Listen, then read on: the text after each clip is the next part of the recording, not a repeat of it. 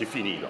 C'est fini, là. Après une autre journée où les révélations se sont enchaînées à la commission Galland, le Parti libéral dit en avoir assez entendu. Il réclame aujourd'hui la mise sous tutelle de la SAAQ. François Legault doit mettre la Société d'assurance automobile du Québec sous tutelle parce que Geneviève Guilbeault s'en occupe pas et que cette tutelle-là relève directement du bureau du premier ministre. C'est pas vrai que l'argent des victimes va être gaspillé avec sa clique. Hier, à la commission, l'ancien directeur de la vérification à la SAAQ révélait l'ampleur du déficit anticipé de l'organisation.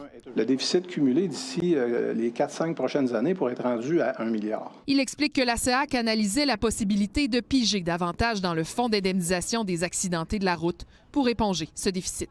Donc, c'est comme si la fiducie allait supporter autour de 125 à 130 millions de dépenses de plus qu'avant. Ça va pas du tout, là. C'est pas légitime de faire ça. Elle fait quoi, Mme Guilbeault, avec la SAAQ?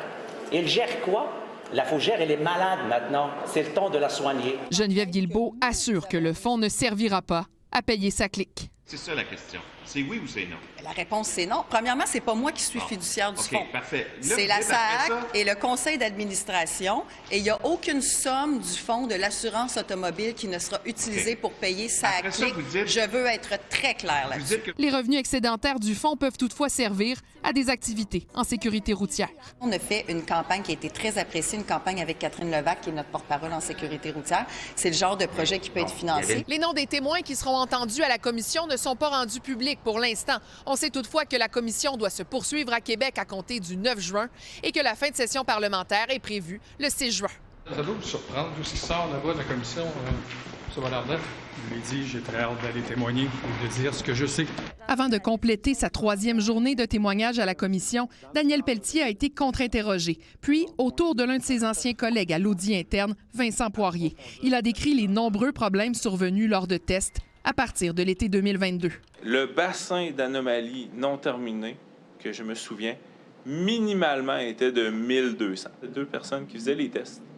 Puis j'en ai croisé une en pleurs.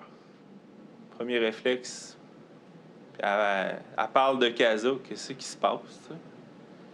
Puis qu'elle a dit à sa collègue, j'en reviens pas, qu'est-ce qu'ils m'ont fait, il n'y a rien qui va marcher. Et il se souvient d'une prédiction faite auprès de l'un de ses collègues. Je vais te donner une image. On va assister au grand feu l'Auto-Québec. C'est quoi ça? Ça va péter de partout. Son témoignage doit se poursuivre jeudi. Élisabeth Laplante, TVA Nouvelles, Montréal.